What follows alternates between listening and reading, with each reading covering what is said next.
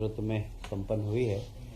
आज के कैबिनेट को तिरंगा यात्रा को समर्पित करके आज बैठक प्रारंभ हुई और जैसे हमारे देश के यशस्वी प्रधानमंत्री जी ने घर घर तिरंगा, हर घर तिरंगा ये कार्यक्रम दिया है, इसको मध्य प्रदेश में बहुत धूमधाम से मनाया जाए। आज कैबिनेट में इसकी चर्चा हुई है और तिरंगा यात्रा भी साथ में निकलेगी। 9 अगस्त से 13 अगस्त तक हर पंचायत तक तिरंगा यात्रा निकले और हर घर में तिरंगा झंडा लगे। झंडे की व्यवस्था के लिए हमारे सारे जनप्रतिनिधि प्रयास करेंगे और सरकार भी इसके लिए प्रयत्नशील रहेगी।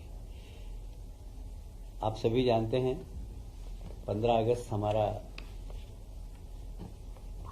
स्वतंत्रता दिवस है और स्वतंत्रता दिवस को बहुत धूमधाम से मनाना चाहिए। नई पीढ़ी में यह एहसास होना चाहिए कि स्वतंत्रता हमको बहुत सारे बलिदानियों के कारण प्राप्त हुई, तो उन बलिदान स्वतंत्रता संग्राम सेनानियों के प्रति अपना आदर समर्पित करते हुए हम इस 15 अगस्त को मनाएंगे और जितने भी क्रांतिकारियों की प्रतिमा है उनको सजाना, उनको धोना, अभी जीवित स्वतंत्रता संग्राम सेनानी है, लोकतंत्र के सेनानी, उनका सम्मान करना, ये सब इस कार्यक्रम के अंतर्गत होगा।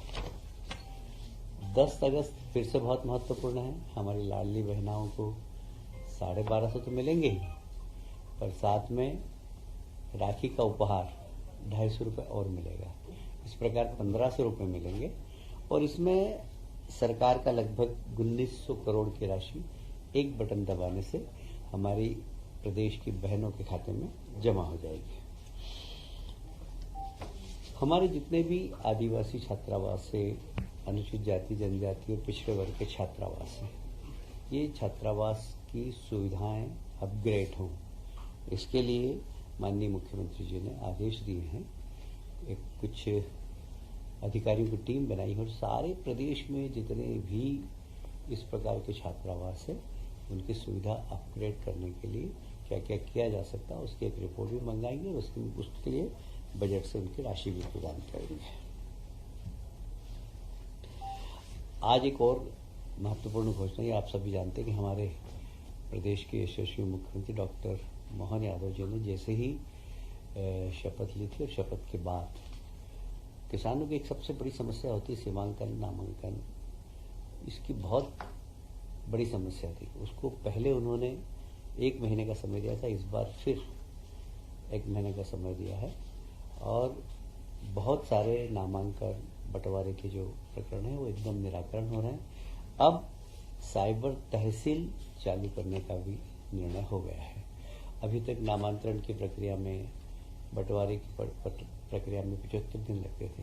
जैसे ही ये साइबर तहसील पूरे प्रदेश में चालू हो जाएगी, ये 25 दिन के अंदर, 30 दिन के अंदर सारे प्रकरणों का निराकरण हो जाएगा। आप सभी जानते हैं कि भगवान कृष्ण ने शिक्षा उज्जैन में ग्रहण की थी, संदीपनी आश्रम में, और मध्य प्रदेश से उनका बड़ा रिश्ता है। यहीं पर सुदामा जी की और उनकी मित्रता की गाथा, वो गांव भी हमारे उज्जैन जिले के अंदर ही है और इसलिए जन्माष्टमी बहुत धूमधाम से मने और इसके लिए जनता से भी आग्रह किया है, कार्यकर्ताओं से भी आग्रह किया और कई स्थानों पर शासन में भी कार्यक्रम होंगे जन्माष्टमी पर। बहुत धूमधाम से जन्माष्टमी मने, उसके लिए माननीय मुख्यमंत्री जी ने इच्छा प्रकट की है।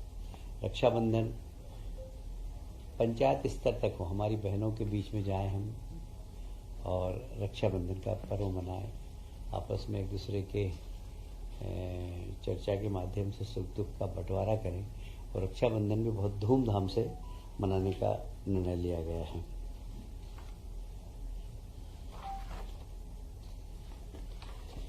आज माननीय मुख्यमंत्री जी ने घोषणा की थी कि जितने भी हमारे लोकतंत्र सेनानी हैं, आप सभी जानते हैं कि इस देश में प्रजातंत्र की हत्या हुई थी 25 जून को, जो आपातकाल लगा था और सारे देश को जेल बना दिया था श्रीमती इंदिरा गांधी ने। वे सब लोग जो आज प्रजातंत्र की दुहाई देते हैं, उन लोगों ने ही प्रजातंत्र की हत्या की थी। उस समय बहुत पूरा देश जेल बन गया था और बहुत सारे उसमें से निरपराध लोग 24 महीने जेल में रहे, 18 महीने जेल में रहे। उनको लोकतंत्र सेनानी के के नाम से सम्मानित किया गया था और उन्हें मानदेय भी दिया जा रहा। अभी लगातार हमारे बीच में से ऐसे लोकतंत्र सेनानी जा रहे हैं, तो उनके अंतिम संस्कार में 10,000 रुपये शासन देने का निर्णय लिया और राजकीय सम्मान से उनकी अंतिम यात्रा निकले। ये महत्वपूर्ण निर्णय सरकार ने लिया है।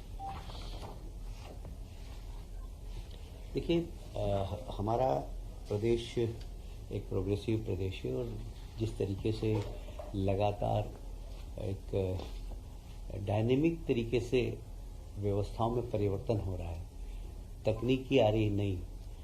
कभी किसी ज़माने में आईटी का इतना उपयोग नहीं होता था, आजकल आईटी का उपयोग होता है। उस हिसाब से अब हमारे कार्य आवंटन में भी उन सब चीज़ों को ध्यान में रखते हुए अभी हमने अलग अलग विभागों के कार्य आवंटन की व्यवस्था को सुधारा है, परिवर्तन किया है, जिससे कि और तेज गति से काम हो सके।